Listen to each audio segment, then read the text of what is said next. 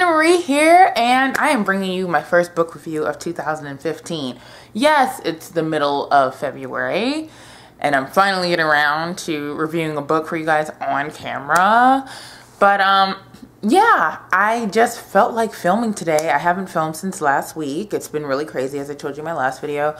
I'm going through some crazy, insane, intense training at Sephora, so it's taking a little bit of time away from everything else. So here I am to sit down and film a book review for you guys, and I am so excited about this book. The movie comes out this Friday, and it is The DUFF by Kody Keplinger. I have been wanting to read this book for a really, really long time, and I finally got around to it thanks to my blog buddies over at thefandom.net.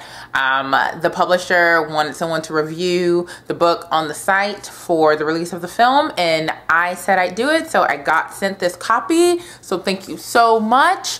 And I finally read it, and I'm here to just tell you my thoughts. This is definitely going to be a spoiler-free review, and then I will kind of give you my opinion at the end of whether I think the movie's going to do this book justice. So let's get started. So The DUFF is a young adult contemporary novel that follows high schooler, she's 17 years old, Bianca Piper, I believe her name is, and her high school adventure of discovering that she is the DUFF, quote unquote, the designated ugly fat friend, which is so rude. But yeah, she has two really pretty best friends, Casey and Jessica, and it's the three of them. They're like the three caballeros, the three amigos, and they just have fun in their little existence. They have really great times together. They don't worry about who's pretty, who's ugly, who's this, who's that, who's more popular, who's less popular, all those kinds of things. Until one day, Bianca's worst enemy, Wesley Rush, lets her in on the secret of her being the quote-unquote the DUFF. Every group of friends has a DUFF, a designated ugly fat friend.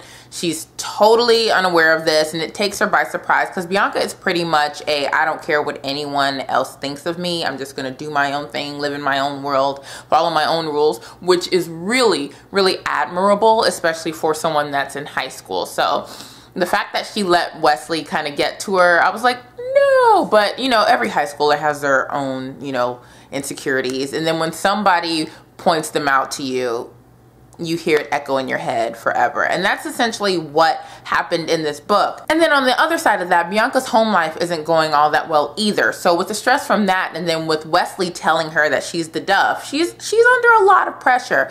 And one night she kind of just lets her emotions get the best of her, and my light changes. The light has been beautiful all day, and the moment I decide to film, the light changes. Anyway, come back here, son.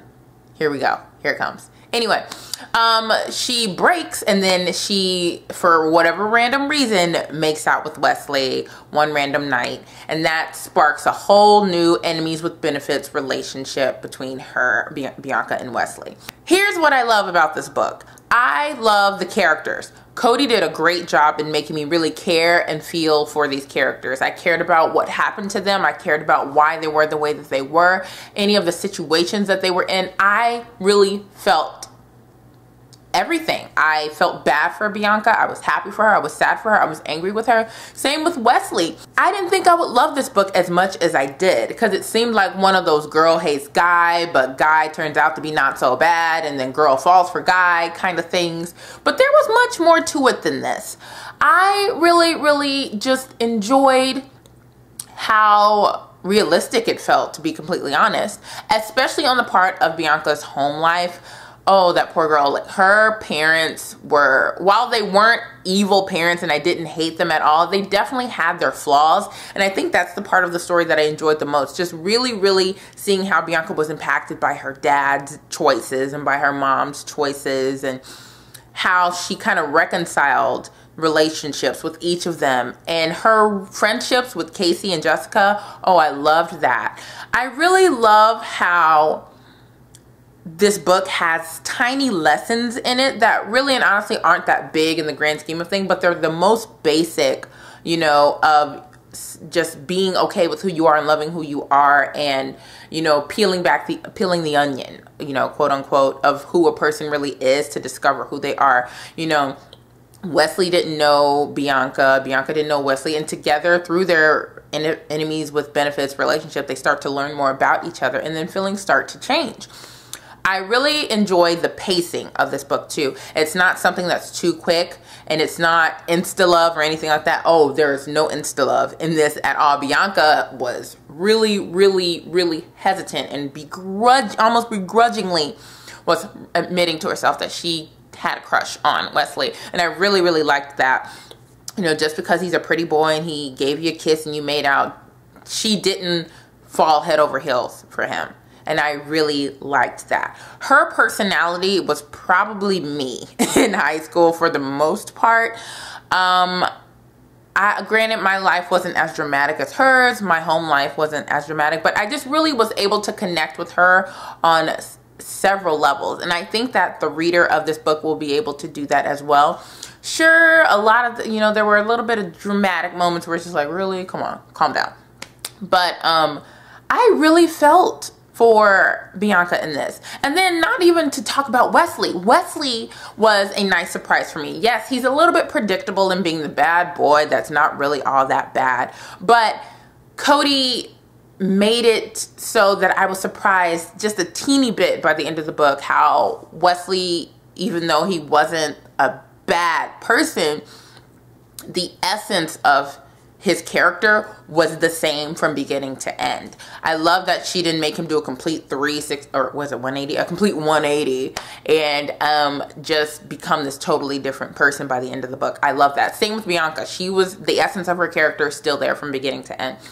I really enjoy that. I enjoy when authors use supporting characters to really help in the development of the main characters. I really don't think Bianca would have been who she was by the end of this book without Casey and Jessica, who call her out on her BS, who help her come out of her shell. Yes, Wesley bears the burden of really, really carrying Bianca's character development throughout the book, but I really think that Casey and Jessica really help with that. Her relationship with her dad and her mom really help with that as well.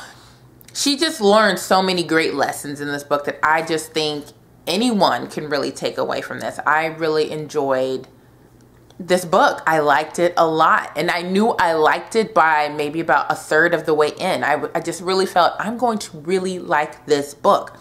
I had fun. I had a lot of fun with this book. I don't regret reading it. It was just so much fun. I really highly recommend this book, and I did not think that I would. I really didn't. By the end of the book, the way that Kody Keplinger ended it, I was just like, oh, perfect. Perfect. It's not, too over the top. It's not underwhelming. It was the perfect ending, especially given the personalities of both Bianca and Wesley. And I really feel that Kody catered to that, and she played into that really perfectly, and she didn't do anything that, quite frankly, I think would have been out of character for both Wesley and Bianca by making them a little too sweet and too sugary, I really, really love this book. I did not think I would love it as much as I did. So I ended up giving it a 4.5 out of 5 stars. I typically categorize books into 3 different sections. More world-driven books, more character-driven books, or books that have a balance and are both. This is definitely a book that is character-driven. There's no world here. I mean, there is, but it's very, very,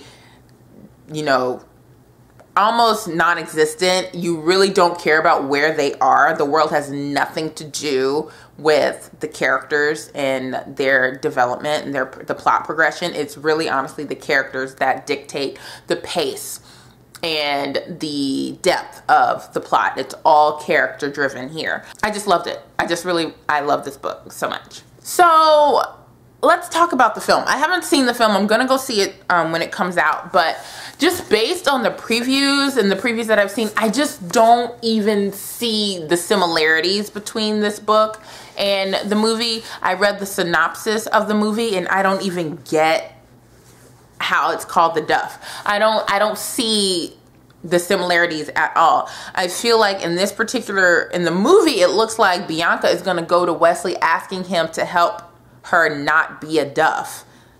That doesn't happen in here. Like, that's not even something that happens. She doesn't once do anything like that. I don't know if that's I don't know. Like, I can't judge, you know, a movie based off of its trailer. So I will wait to see when I go see the film. I'm hoping I'm wrong, and I'm hoping I love the movie as much as I loved the book. I don't know though. I have no idea. Of course, the characters that were cast, the actors that were cast are nowhere near 17, 18 years old, but I don't really care about that. Robbie Mills is hot. I'm not trying to take this movie too seriously. I'm gonna go and see it. Hopefully I love it. I'll come back and let you guys know if I love it. But yeah, right now, at first glance, it does not look like the book and the movie have anything to do with each other. It just doesn't to me right now, but we'll see after I go see the film. So that is it for my review of The Duff by Kody Keplinger. I really, really enjoyed it. Like I said, I gave it a 4.5 out of 5 stars. It was a surprisingly fun, charming, witty, funny read. I just had a great time reading it, and I didn't think that I would. I miss YA so much. So when I get, you know, little gems like this one, I'm just so happy and I'm so excited, and I just come to fall in love with YA fiction all over again. So if you guys read The Duff, comment down below letting me know what your thoughts on the book were. Is that right English? Yes, were. If you've seen the movie already, let me know what your thoughts are on the movie. What do you think about the trailer of the movie in comparison to the book? Do you feel like they measure up? Do they look like they're the same? It could just be me being over analytical as usual, but I'm just curious. So thumbs up this video if you enjoyed it. I really hope you guys did. Have a great day. Subscribe to my channel if you are not, and I will see you guys soon. Bye.